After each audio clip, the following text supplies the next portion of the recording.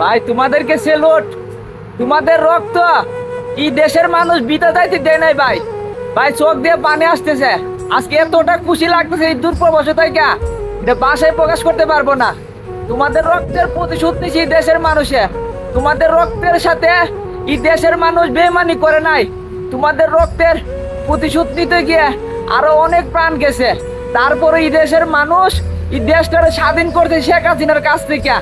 আমরা তোমাদের জন্য দোয়া করি, তোমাদের পরিবারের জন্য দোয়া করি। ইনশাআল্লাহ এই দেশের যে ঘাটতি হয়েছে রেমিটেন্সের, এই ঘাটতি পূরণ করে দিব অল্প দিনে প্রবাসীরা। ভালো থাকবেন দেশবাসী, সবার জন্য শুভ কামনা প্রবাস থেকে বলছি।